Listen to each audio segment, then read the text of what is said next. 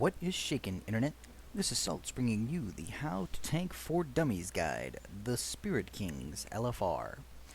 The Spirit Kings are the first boss in the second half of Mogu'Shan Vaults, which in LFR is called the Vault of Mysteries. The trash before the Spirit Kings is pretty minimal. Once someone talks to Cho the Lore Walker, the trash will appear on the lower platform. 4 different packs will activate, indicated by the big swirlies around them. But there's really nothing much to say about most of these mobs, so just AoE them and hold them in place. The archers on the stairs are best dealt with from behind, thanks to their volley ability, but otherwise nothing to say.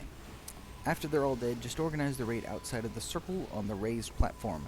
You'll see Kwang the Merciless, I think it's Kwang, the Merciless patrolling the area, and that's where you'll start. The Spirit Kings is actually a 4-phase fight, with each phase having a different boss to focus on. Since they're random, we'll be covering each one individually first.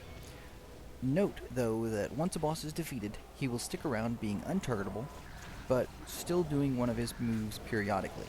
We'll cover those too. This boss is primarily a one-tank fight, although having a second tank as backup is not a bad idea, as you'll see in the video behind me. So like I said, first up is Kwang the Merciless. Kwang will always be the first of the 4 bosses. He has 3 moves: Massive Attacks, Annihilate, and Flanking Orders. Massive Attacks is going to deal a lot of damage to everyone in front of Kwang at all times, so against your better judgment, you should point the boss towards the raid, all the time. As you'll see in the video, he can practically one-shot a tank if the tank is all by himself. So make sure to be standing with the raid, as this will spread out the damage and keep you alive. Doesn't do very much damage as long as you have people with you. Annihilate is an avoidable frontal cone attack, so when you see the boss cast it and starts spinning around and raises a weapon up in the air, just run to the side. Still, make sure that you're still with people, as it's better to take an Annihilate to the face than to get hit all by yourself from massive attacks. Flanking Orders allows the boss to call on a small wave of Mogu that slowly advances across the platform. The easiest way to handle this is to tank the boss in the center of the platform, and when he does Flanking Orders, look around, find the wall of Mogu, and run around it while it's advancing. Note that Kwang will continue to do this Flanking Orders move even after you defeat him, just a little bit less frequently, so you'll have to continuously move to avoid the advancing walls throughout the fight. Your second boss could be any of the remaining 3, so we'll just discuss each individually. You can identify which boss is about to be active because they will have swirls around them while you're fighting the previous boss. Xian of the Endless Shadow is, in my opinion, the easiest to tank but the worst to deal with. He's got 3 moves. First is Undying Shadow, which drops an ad that fixates on a random raid member. You cannot taunt this ad off. The ad does a lot of damage to anyone close to it, so you should stay away from it. Once it's dead, it'll drop a giant void cloud on the ground that you'll want to avoid. As a tank, you don't really care about the ad, but you'll have to avoid the void cloud, along with whatever else is still happening from earlier bosses defeated. Xian will continuously cast Undying Shadow even after being defeated, but less often.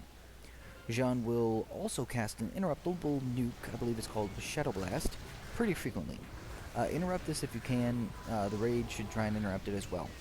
Charging Blast is his last move, which hits a random raid member and bounces to anyone close, so you should try and spread out as much as possible to minimize damage.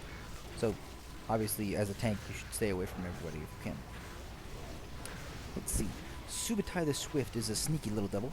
He has 3 abilities to watch out for, one more so than the others. First is Pillage, which will randomly target a person and reduce their armor, damage, and healing by 50%, along with anyone close to them. That in mind, stay away from people who are targeted by Pillage. They'll get a small circle around them, like a little red circle around him when he's doing Pillage. If you lose half your armor, you're going to be in trouble. So with that in mind, main tank and off tank should stay away from each other as well, if you have a second tank kind of hanging out. Since it's a one-tank fight, off-tank can just kind of hang out with the DPS behind the boss and be prepared to taunt off if the tank gets pillaged. Subutai will continue casting Pillage after he's defeated with less frequency, so keep an eye out for that debuff in the little red circle. Second move is Volley. The boss will target someone randomly and shoot a large cone of arrows at them. That does a little damage, nothing big. He'll then fire a second, smaller cone at the same spot, doing more damage. No big deal. Then he'll fire one last, very small cone that does a ton of damage. Simply make sure that you're not standing in front of the boss for these 3 volleys, more specifically the third one, preferably the second one. Finally, the boss will rain arrows on target locations, pinning people down with a destroyable arrow called Pinning Arrow. Just avoid these if they happen to be close to you, but it shouldn't be hard. Just AoE them down if multiple people get over there. Ming the Demented is slightly different than the others, but he's still pretty straightforward. He will constantly shift between crazed and cowardice states. He has an insanity bar that controls this, but there's not much point in understanding that because you can't control it. When he's crazed, he will do more damage to you, and when he's in cowardice, he will reflect a big percentage of damage back to the raid. You should be ready to use your minor cooldowns for the last half of crazed, just to help mitigate some of that increased damage.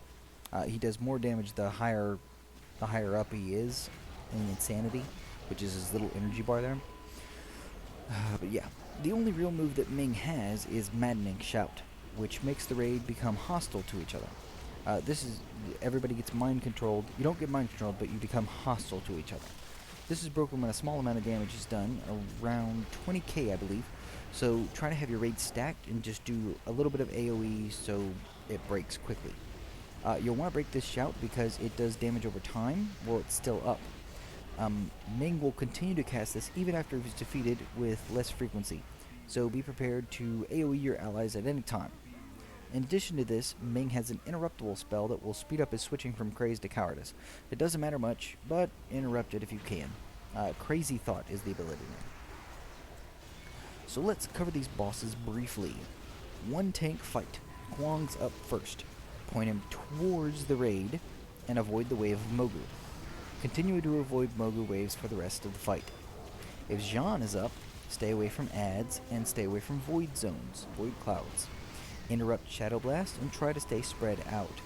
Continue to stay away from adds and void zones for the rest of the fight. If Subutai is up, try to spread out. Avoid cones of arrows and rain of arrow zones. Continue to try to stay spread out to avoid armor reduction for the rest of the fight. If Ming is up, try to stack an AoE when everyone gets crazy, and use defensive cooldowns when he's over 50% crazed. Continue to AoE when your friends go loco for the rest of the fight. And that pretty much covers the fight. To briefly cover the differences between LFR and Normal, there pretty much aren't any. It seems all the mechanics are there in LFR, just with severely reduced numbers. So pay attention and you shouldn't have any surprises when moving to Normal. Well, I hope you enjoyed this guide for dummies. As always, please like, favorite, subscribe, and all that jazz. And, as always, you keep it salty, Internet.